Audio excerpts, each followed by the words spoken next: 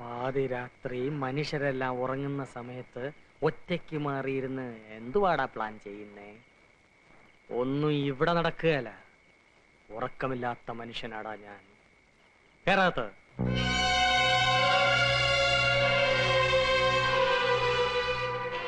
കഥകടയ്ക്ക്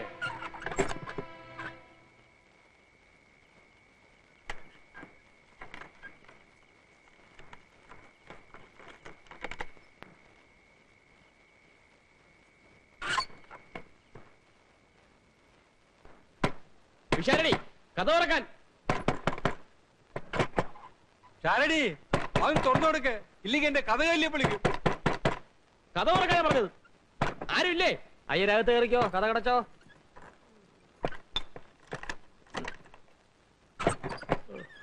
എന്ത് പണിയായി കാണിച്ചത്? ആരാ ഇത് പൂട്ടിയത്? ഞാനാ. ഓ, ഞാൻ എന്താ വല്ല മോട്ടിച്ചോണ്ട് പോകുന്ന വിചാരിച്ചോ? നീയല്ല, ഇവനാ ചിത്തിര. ആനച്ചെവി. അവന്റെ വെച്ചുള്ള നോട്ടം കണ്ടോ? ആർക്ക് ഇഷ്ടപ്പെട്ടില്ലെങ്കിലും ഞാൻ വാതില് പൂട്ടും. രാവിലെ തുറന്നോളാം. വലിയ ഉപകാരം. അങ്ങനെയെങ്കിലും എന്തെങ്കിലും പണി ചെയ്യുന്നുണ്ടല്ലോ. അല്ല PWD ഒന്ന് പിരിച്ചു വിട്ടത്. ഒന്നുമില്ല.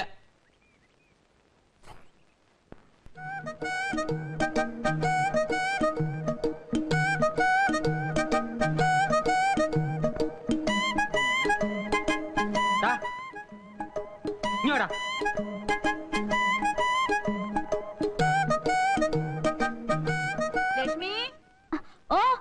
നിനക്ക് എന്തിന്റെ അസുഖമാടാ?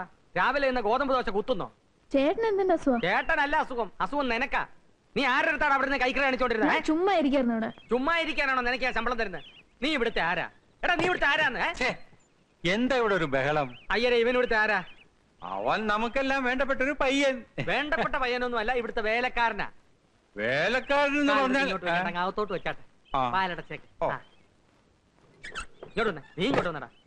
ആഹാ, നീ ഇവിടുത്തെ ആരാ? വേലക്കാരൻ. ഒരു വേലക്കാരൻ ചെയ്യേണ്ട പണി എല്ലാം ചെയ്തിട്ടാ ഞാൻ അവിടെ പോയിരുന്നത്. നീ എന്തോന്ന് ചെയ്തു? ഞാനോ? മുറ്റടിച്ചു, തുണി കഴുകിയിട്ടു, ചോറും കറിയും വെച്ചു. തീർന്നോ ജോലി? തീർന്നു. ഇനിയിപ്പോ ഒരു പണി ഇല്ല.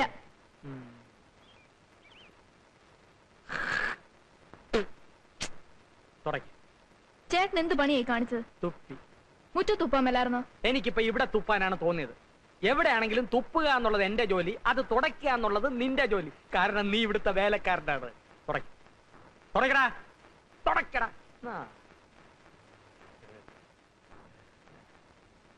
പോയി കഴിക്കൊണ്ടോടാ. രാവിലെ എഴുന്നേറ്റ് കുളിച്ച് ഷർട്ടിനകത്ത് കയറി നടന്നോളും. 10 പേര് കണ്ടാലെങ്കിലും വേലക്കാരനാണെന്ന് തോന്നണ്ടേ?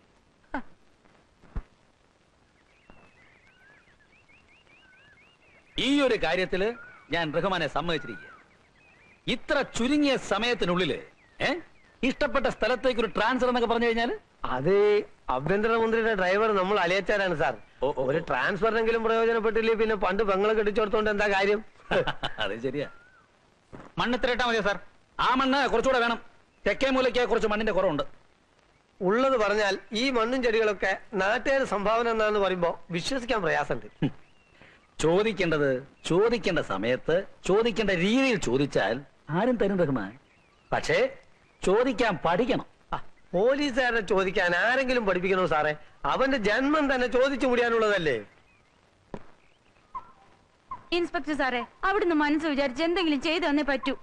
കൊച്ചെ, നീ കാര്യം വെട്ടി തുറന്നു പറ. തലയും വാലില്ലാതെ അദ്ദേഹം എന്തെങ്കിലും ചെയ്യണമെന്ന് പറഞ്ഞാൽ എന്താ മനസ്സിലാക്കേണ്ടത്? അതൊക്കെ അദ്ദേഹത്തിന് അറിയാം. ഞാൻ ഒരാഴ്ചയായിട്ട് പുറകെ നടക്കല്ലേ സാറേ. റഹ്മാൻ, സ്വന്തം അനിയനെ വീട്ടുപറമ്പിൽ നിന്ന് പുറത്താക്കണമെന്നാണ് പരാതി. ഒരമ്മയുടെ വയറ്റിൽ നിന്ന് വന്നവർ തമ്മിൽ ഇങ്ങനെ കലയിക്കുന്നത് ശരിയാണെന്ന് ചോദിക്കും. ഒരമ്മയുടെ വയറ്റിൽ നിന്ന് വന്ന മാതിരി അല്ല സാറേ അവന്റെ കയ്യിലിരിപ്പ്. നിങ്ങളുടെ കയ്യിലിരിപ്പ് ശരിയല്ലെന്നാണ് അയാളെ പരാതി. സാർ, ഞാൻ പറയുന്നത് വിശ്വസിക്കും. എനിക്ക് വേണ്ടി ഇതൊന്ന് ചെയ്തു തന്നേ പറ്റൂ. സാറിന് പുണ്യം കിട്ടും. പുണ്യമല്ലാതെ എന്ത് കിട്ടും? അദ്ദേഹം ചോദിക്കുന്ന കേട്ടില്ലേ? പുണ്യമല്ലാതെ എന്ത് കിട്ടും? എന്ത് കൊടുക്കും? അയ്യോ, ഞങ്ങള് പാവത്തുങ്ങളാ സാറേ. ആ, ഒരു 500 രൂപ കൊണ്ടൊന്നെല്ലാം ശരിയാകാം എന്ന് വേണമെങ്കിൽ എനിക്ക് പറയാം. പക്ഷെ ഞാനത് പറയില്ല. അത് സാറ് ചോദിക്കും. പിന്നെ നന്നായി ആലോചിച്ച് പറ. സാറ് സാറിന്റെ മനസ്സ് തുറന്നു പറഞ്ഞാലല്ലേ എനിക്ക് എന്റെ മനസ്സ് തുറക്കാൻ പറ്റൂ. എന്ത് പണി ചെയ്താ നിങ്ങൾ കഴിയുന്നത്? 5-8 പശുക്കളുണ്ട് സാറേ. അതിന്റെ പാല് വിറ്റാ ഞങ്ങൾ കഴിയുന്നത്. പാല് നിങ്ങൾ എടുത്തോ? ചാണകഞ്ഞുണ്ടോ? ചാണകോ? ഈ സമയത്ത് കുറച്ച് ചാണകപ്പൊടിയുടെ കറികളുണ്ടല്ലോ, ഈ ചെടികളുടെ ഗെറ്റപ്പ് വേറെ ആയിരിക്കും. അയ്യോ ചാണകം എത്ര വേണേലും കൊണ്ടുവരാം. എന്നാ ചെല്ലേ റഹ്മാൻ, സാർ ചോദിച്ചു വാങ്ങുന്നത് എന്തും കൈക്കൂലിയാണെന്നാണ് അമ്മ പറയാറുള്ളത്. അപ്പൊ ആ നിലയ്ക്ക് ചാണകവും കൈക്കൂലിയാണ്. ഇപ്പോഴാണ് സാർ എനിക്കൊരു കാര്യം ബോധ്യമായത്. ചോദിക്കേണ്ടത് ചോദിക്കേണ്ട രീതിയിൽ ചോദിക്കേണ്ട സമയത്ത് ചോദിച്ചാൽ ചാണകവും കിട്ടുമെന്ന്. റഹ്മാൻ സാർ യാസ്ത മനോരമ വേണോ? ആ വേണോ, അതിനെ ഞാൻ ഇത്ര നേരം കാത്തിരുന്നേ. ഒന്ന് താന്നേ, ആ ജോൺസന്റെ നോവൽ വെച്ചിട്ട് ഉടനെ അങ്ങ് തരാലോ. പ്ലീസ് ഒന്ന് താന്നേ, പ്ലീസ് ഒന്ന് താന്നേ, പ്ലീസ്. ഞാൻ വായിച്ചിട്ട് ഉടനെ തരാം.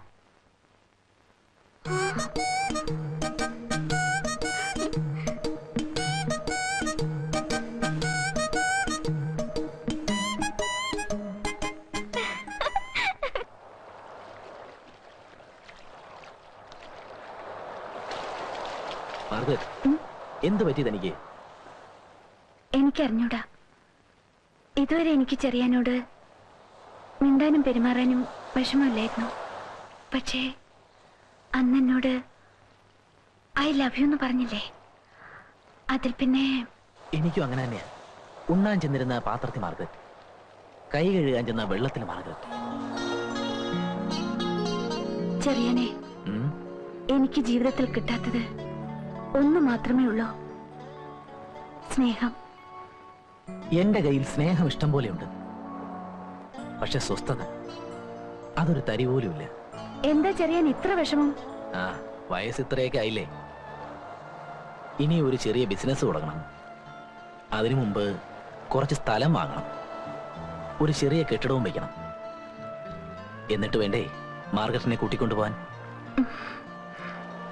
പക്ഷെ അതിനൊക്കെ ഉടനെ കുറച്ച് പണം വേണം. അതിനെപ്പറ്റി ഓർത്ത് വിഷമിക്കണ്ട. ആവശ്യമുള്ള പണം ഞാൻ തരാം. Thank you. എന്നാ നമുക്കൊരു സിനിമയ്ക്ക് പോവാം. ചെറിയാന് വേറെ ഒന്നും എന്നോട് പറയാനില്ലേ? ഉണ്ട്. വേഗം ചെന്നില്ലെങ്കിലേ ഷോ ഹൗസ്ഫുൾ ആയി പോകും.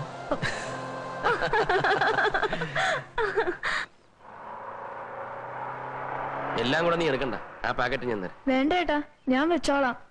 ചേട്ടന് മാത്രമേ ഉള്ളൂ എന്നോട് ഇത്രയും സ്നേഹം. ആ പിശാരി ചേട്ടൻ സമയം കിട്ടി അപ്പൊ എന്നെ കുറ്റപ്പെടുത്തും. അപ്പൊ ചെറിയാനോ? ആ ചേട്ടൻ പിന്നെയും ഭേദാ. അയ്യരെങ്ങനെയുണ്ട്? അങ്ങേരെ ആള് പാവാ, പക്ഷെ എന്നെ ഭയങ്കര പേടിയാ. എപ്പോഴും എന്റെ കൈയും കാലും കാണിച്ചോണ്ടിരിക്കണം. അങ്ങേര് വീട്ടിലേക്ക് ഒരു സാധനവും മേടിക്കത്തില്ല കേട്ടോ, എല്ലാം നമ്മുടെ വീട്ടിൽ നിന്ന് ഓസാ. ഏതായാലും നീ ആരെയും വെറുപ്പിക്കണം.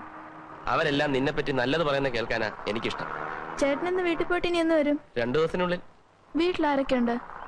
2 കുഞ്ഞുങ്ങള്. യോ, ചേട്ടൻ കല്യാണം കഴിച്ചാണോ? കല്യാണമൊന്നും കഴിച്ചിട്ടില്ല, പക്ഷെ 2 കുഞ്ഞുങ്ങളുണ്ട്. എങ്ങനെയാന്നായിരിക്കും? എന്റെ അച്ഛനും അമ്മയും. ഇതിന്റെ ഒന്നും ആവശ്യപ്പെടില്ല.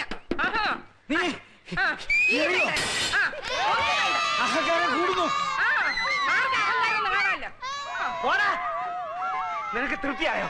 ഇത്ര ആളുകളെ ഇവിടെ വിളിച്ചുകൊണ്ട് കഴിഞ്ഞപ്പോ നിനക്ക് തൃപ്തിയായോ? ഇതിനെല്ലാം കാരണം നിങ്ങൾ ഒരുത്തന. ഞാൻ ഇനി എറിയോ? ഇനി എറിയോ? എന്താണ് ഇവിടെ എക്സിബിഷൻ കാണുന്നത്? ഇങ്ങോട്ട് പറയാ ഇറങ്ങണതാണ്. എടാ താഴെ ഇറങ്ങാൻ. പോയിരടാ.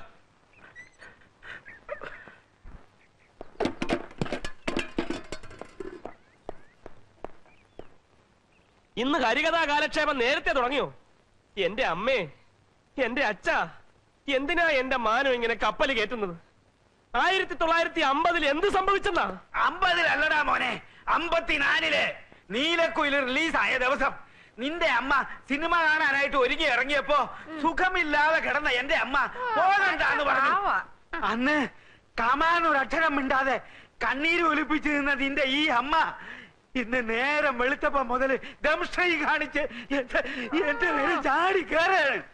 അമ്മേ, ഞാൻ ജനിക്കുന്നതിന് മുമ്പ് നടന്ന കാര്യം ജനിക്കുന്നതിന് മുമ്പ് തന്നെ തീർത്തുവിടായിരുന്നോ? അതെങ്ങനെയാ? അന്ന് ഇങ്ങേര് സിംഹം അല്ലായിരുന്നോ? ഇന്നല്ലേ പൂച്ച പോലെ ആയത്. എന്നാലും കാത്തിരുന്ന് കസവും കൊണ്ട് കൊടുത്ത് ഞാൻ ആ സിനിമയൊന്ന് കാണാൻ പോവാന്ന് വെച്ചപ്പോ കുളവി തള്ള. എന്നാ ഞാനും പിടിക്കും. എന്നാ പിന്നെ ഞാൻ മാത്രമായിട്ടെന്നാ വെറുതെ ഇരിക്കുന്നത്? ഞാനും വേണ്ടടോ, നെഞ്ചു കലങ്ങി പോവും. വേണ്ട. വനജാദേവി 19 വയസ്സ്, കാർത്തിക നക്ഷത്രം,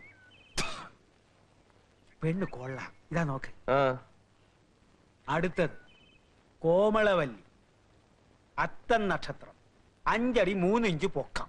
എന്റെ പൊന്നച്ച എനിക്കിപ്പൊ കല്യാണം വേണ്ട. എനിക്കല്ല നിർബന്ധം, നിന്റെ അമ്മയ്ക്കാ. അവൾ ഇന്നലെ ഒരു സ്വപ്നം കണ്ടു, നീ ഒരു പെൺകുട്ടിയുമായിട്ട് സഹകരണത്തിലാണെന്ന്. അതേ മകനെ, അമ്മ സ്വപ്നം കണ്ടു. അമ്മയ്ക്ക് സ്വപ്നം കാണാൻ ഒരുപാട് സമയമുണ്ട്. ഇവിടെ മനുഷ്യന് നിന്ന് ഇരിയാൻ സമയമില്ല. അപ്പോഴാ സഹകരണം. എന്നാ നീ അവക്കൊരു വാക്ക് കൊടുക്ക. എന്നെ ഇരുത്തി പൊറപ്പിക്കുന്നില്ല. എന്ത് വാക്ക്? നീ എന്ന് കല്യാണം കഴിക്കുന്നോ ആ പെൺകുട്ടിയെ ഞങ്ങള് തീരുമാനിക്കും. എന്താണ് എനിക്ക് സമ്മതിക്കാൻ ഒരു വിഷമം? സമ്മതിക്കാൻ വിഷമമോ? ഇല്ലാതെങ്ങാനും നീ ചിന്തിച്ചാലുണ്ടല്ലോ ഞാൻ ചത്തുകളയും. ഞാനും ചത്തുകളയും. മണ്ടയ്ക്കാട്ട് ഭഗവതിയാണ് പറയുന്നത്, ഞങ്ങള് തീരുമാനിക്കുന്ന പെൺകുട്ടിയെ നീ വിവാഹം കഴിച്ചില്ലെങ്കിൽ മകനെ നീ നട്ടം തിരിയും. നീ നട്ടം തിരിയും. ആഹാ, എവിടെ നിന്ന് കിട്ടിയ അയ്യരെ ഈ വേഷം? ഏതായാലും സംഭവം കലക്കിയിട്ടുണ്ട്. പേഷ്കാരായിരുന്നു എന്റെ ഗ്രേറ്റ് ഗ്രാൻഡ് ഫാദർ നാരായണയ്യർ. അദ്ദേഹത്തിന്റെ വേഷമാണ്. സ്റ്റഡി നിക്ക്.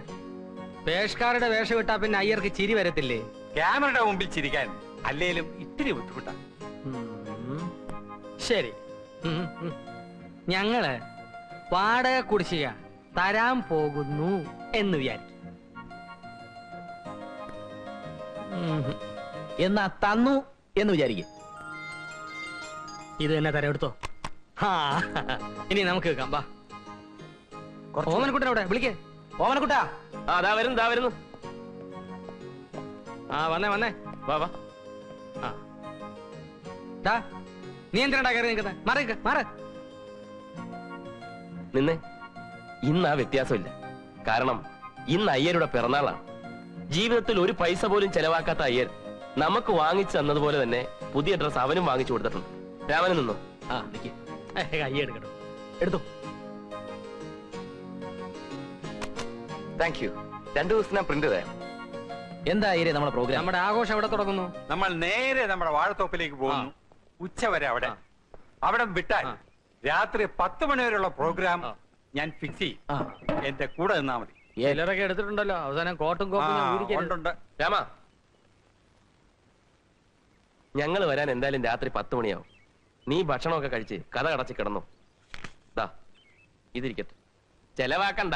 എന്തെങ്കിലും അത്യാവശ്യം വന്നാ ദാ വരുന്നു.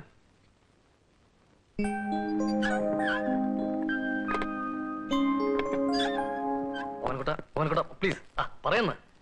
നീ എന്തെല്ലാം കാര്യങ്ങൾ എന്നോട് പറഞ്ഞിട്ടുണ്ട്. ഞാൻ ഇതുവരെ അതൊക്കെ ആരോടെങ്കിലും പറഞ്ഞിട്ടുണ്ടോ? ഇത് പക്ഷെ അങ്ങനല്ല. ഓമനക്കുട്ട, നീ എന്നോടല്ലേ പറയുന്നത്? ആരോടും പറയില്ലെന്ന് സത്യം ചെയ്. ആരോടും പറയില്ല, സത്യം പറ. അയ്യരുടെ ബർത്ത്ഡേ കൊണ്ടാടാൻ പയ്യനെ വീട്ടിലാക്കിയിട്ട് ഞങ്ങൾ വാഴത്തോപ്പിലേക്ക് പോയി. രാത്രി 10 മണി കഴിഞ്ഞ് മടങ്ങി വരാനായിരുന്നു ആദ്യത്തെ പ്ലാൻ. വാഴത്തോപ്പിൽ തകർത്തോണ്ടിരുന്നപ്പോഴാ നമ്മുടെ MDയുടെ ഓപ്പറേഷന്റെ കാര്യം ഞാൻ ഓർത്തത്. അവരോട് കൊണ്ടാടിക്കൊള്ളാൻ പറഞ്ഞിട്ട് കൃത്യം 5 മണിക്ക് ഞാൻ വീട്ടിൽ തിരിച്ചെത്തി.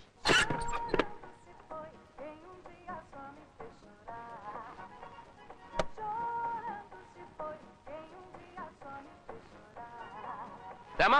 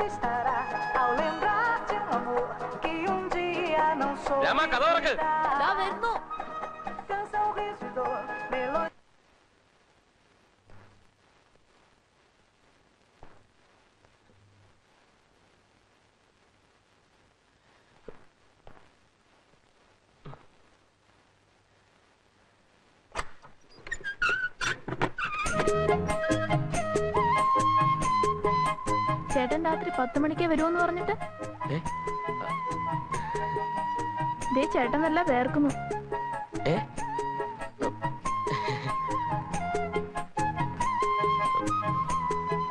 കുടിക്കാൻ കുറച്ച് വെള്ളം തരാമോ?